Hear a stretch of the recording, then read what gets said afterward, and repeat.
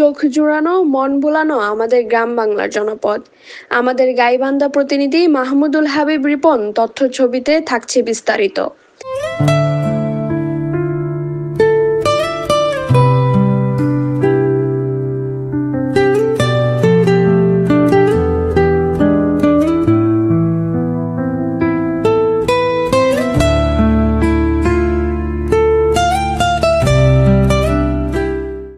এমন দেশটি কোথাও খুঁজে পাবে না কো তুমি, সকল দেশের রানী সেজে আমার জন্মভূমি।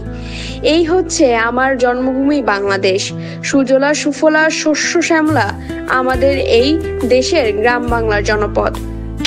গ্রাম বাংলার নৈসর্গিক সৌন্দর্য আর কোথাও খুঁজে পাওয়া যায় না। গ্রাম বাংলার যেদিকে চোখ যায় সেদিকে মন হারিয়ে যায়। বৈচিত্র্যময় নৈসর্গিক সৌন্দর্যে ভরপুর এই বাংলার প্রতিটি গ্রাম।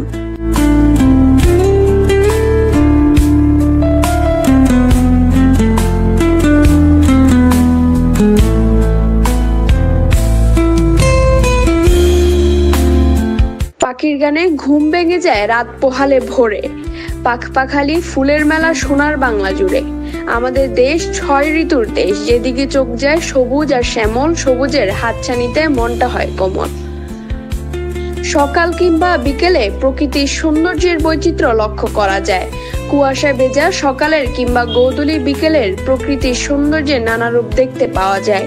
তাই তো প্রাকৃতিক সৌন্দর্যের এক নীলা নিকেতনেই বাংলার জনপদ, যেখানে নীল আকাশের নিচে সবুজের সমারোহ। তাই তো কবি বলেছেন, হায়রে আমার মন মতানো দেশ, হায়রে আমার সোনা ফলা মাটি, রূপ দেখে তার কোনোদিনও পরাণ ভরে না।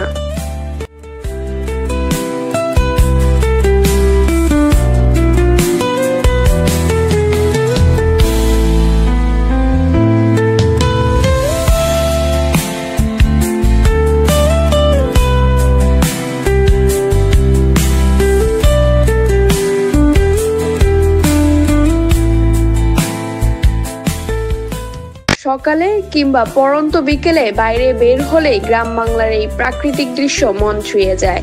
নীল আকাশে সাদা মেঘের ভেলা, বিস্তৃত মাঠ জুড়ে সবুজের সমারোহ। কৃষকের হাল চাষ, নদীতে মাছ ধরা, পাল তোলা নৌকা, চরাঞ্চলে গরু মহিষের বিচরণ, এসব মনোরম প্রাকৃতিক দৃশ্য চোখ জুড়িয়ে যায়।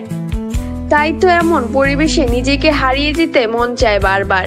কারণ প্রকৃতির মাঝে থাকলে মনের মধ্যে প্রশান্তি অনুভব হয়। বিশেষ করে নীল আকাশের নিচে সবুজ ধান ক্ষেতের সৌন্দর্য বেশ দারুণ। তাছাড়া সব জায়গাতে সবুজ আর সবুজের সমারোহ। এই যেন চোখ জুড়ানো মন ভোলানো আমাদের এই বাংলাদেশ। এ দেশ আমার, আপনার, সবার।